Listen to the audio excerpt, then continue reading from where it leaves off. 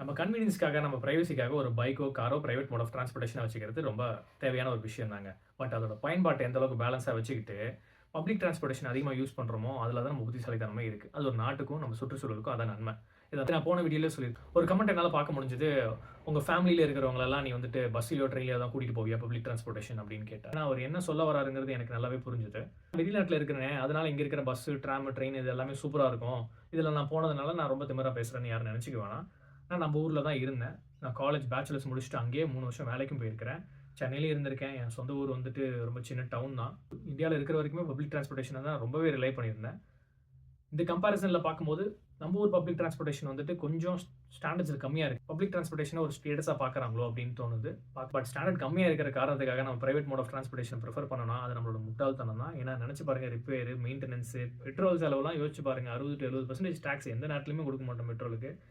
இந்த மாரி எல்லா ரிஸ்க்கையும் நம்ம தூக்கி தலையில போட்டுக்கிறோம். Private mode of transportation. ஒரு நல்ல பப்ளிக் டிரான்ஸ்போர்டேஷன் வேணும்னு கேட்கலாம். அத டெவலப் பண்றதுக்கு என்ன விஷயங்களோ அத பத்தி அதிகமா பேசுவோம். 2வதா இன்னொரு கமெண்ட் ஒண்ணு பார்த்தேன்.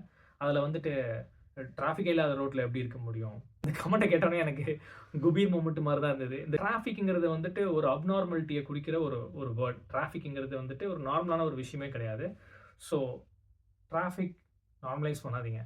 அத குறைக்கிறதுக்கு என்ன வழியோ, அத தான் நம்ம வந்துட்டு யோசிக்கணுமே தவிர, டிராஃபிக் ரொம்ப நார்மலான விஷயம். டிராஃபிக்ல தான் வண்டி ஓட்டிட்டு இருக்கிறோம். டிராஃபிக்கே இல்லாம எப்படி இருக்கிறது? நார்மல் கிடையாது. அப்நார்மாலிட்டி அது. டிரான்ஸ்போர்டேஷன் சிஸ்டம் வந்துட்டு ஒரு ஸ்டேட்டஸா நம்ம பார்க்கறதுனால நான் அந்த விஷயத்த என்னையே எக்ஸாம்பிளா சொல்றேன்.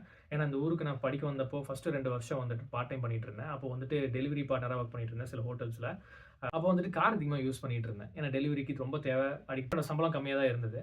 பட் இப்போ வந்து நான் கன்ஸ்ட்ரக்ஷன் கம்பெனில ஒரு ப்ராஜெக்ட் இன்ஜினியரா வொர்க் பண்ணிட்டு இருக்கேன். இப்போ என்னோட சம்பளம் ஜாஸ்தி. ஆனா, இப்போ நான் யூஸ் பண்ற வெஹிக்கிள் என்னன்னு பார்த்தீங்கன்னா, ஒரு சைக்கிள்.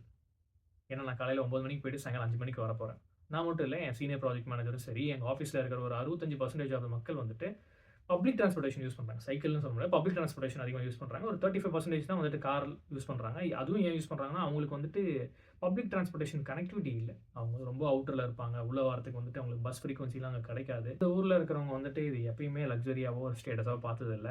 முடிஞ்ச அளவுக்கு வந்து பப்ளிக் டிரான்ஸ்போர்டேஷன் யூஸ் பண்றதுக்கு தான் அவங்க ட்ரை பண்ணுவாங்க. ரீசென்ட்டா கூட எங்க ஆஃபீஸ் வந்துட்டு ஒரு இடத்துல இருந்து இன்னொரு இடத்துக்கு ரீலோகேட் பண்ண போறோம்.